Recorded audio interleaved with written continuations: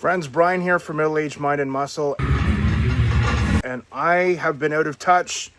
A lot of you know this. First off, I want to thank all of you for sticking around as subscribers.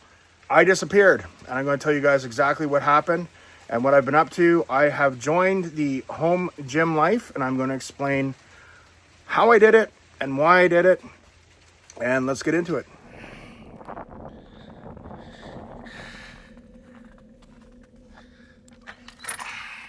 The YouTuber in me, of course, I'm worried with the lighting, but today we're just going to go raw. I'm just about to crush a workout this morning.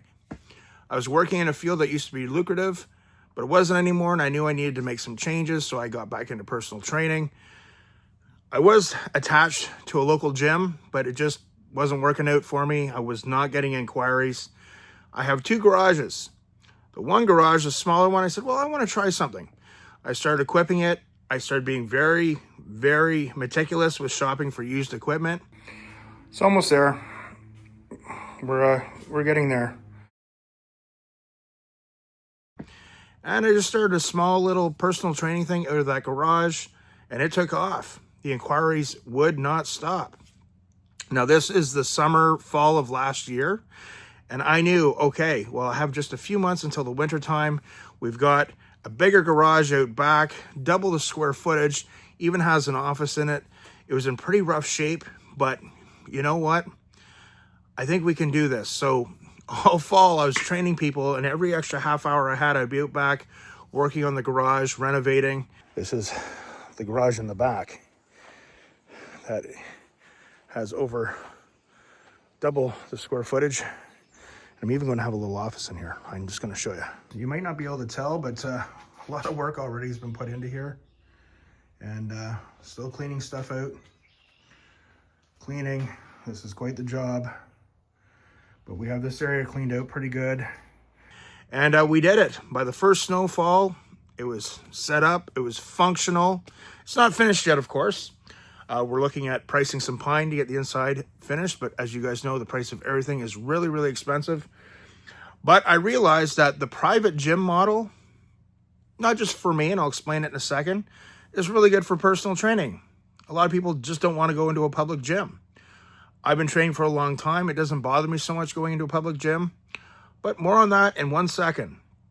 With that model growing, my income was coming in, and things are going really good. I've just been really, really busy, but getting this done was a big, big project, and we breathed a sigh of relief when it was done.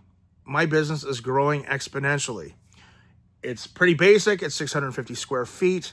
I have all the necessities that I need. I don't have any space for any not so good equipment, but I have all my necessities covered for me, and also all good functional stuff for my clients. I also want to tell you guys, I live in a fairly remote area, of course, too, and where I live, as wonderful as it is, the one thing I don't like here is that I find people have a really, really almost creepy and disturbing interest in other people's business. This is a little weird for me, like a lot, and you'll see people, they just really like to know other people's business and talk about other people's business. I find it really creepy because, quite frankly, I don't care about anyone else's business around here, but that's just me, but I'm letting it work to my advantage. With the private gym, it seems to be very popular. But for me, I'm in my 50s. You know, I like to enjoy my workouts. I don't like to put up with other people's shit. I know a lot of you there, a lot of you may be getting on in your 30s or in your 40s, 50s or beyond. We've paid a lot of dues, man. I like to just go in and be able to work out. I don't want to have to put up with douchebags. I don't want to have to put up with people that think they're something, but they're not. I don't want to have to, constantly be putting away other people's equipment. When I was doing personal training at the other gym, I was doing that constantly because there was no real monitoring of the gym by any employees or owner.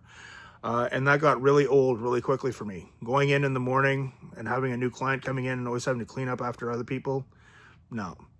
So, but for me, and I think a lot of you guys can relate to this, you've been around for decades, you've been lifting. Hey, you know what? Sometimes you just need your own personal peace. And I just want to enjoy my workouts. Is that too much to ask?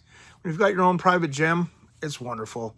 I get to listen to whatever I want to listen to. Nobody's telling me what I can or cannot listen to. I don't have to listen to other people's shitty music when I'm trying to work out. My clients, they can, when they come in for a session, they can, connect to the Bluetooth and listen to whatever they want, so they're happy. But I feel I paid a lot of dues that way, and I just don't want to put up with douchebags.